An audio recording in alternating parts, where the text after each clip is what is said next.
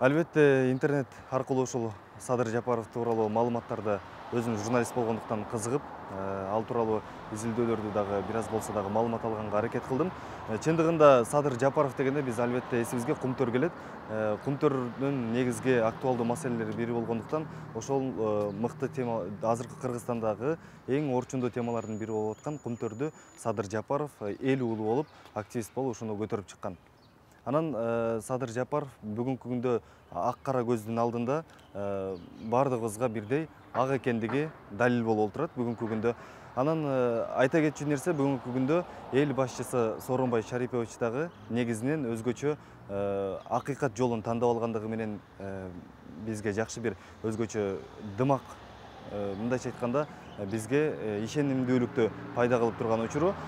Биз ойлойбуз, сөзсүз түрдө Сооронбай Жээнбеков азыркы күндө Садыр Жапаровдун күнөөсүз экенин толук түрдө актап, адилеттүү мыйзамдын чегинде жыйынтык чыгарат, чечим чыгарат деген үмүтүбүз бар. Албетте ошонун негизинде анан соттордогу таза акыйкат иштегенге дагы аракет кылса деген жаштардын оюн айткан учурум азыркы учурда.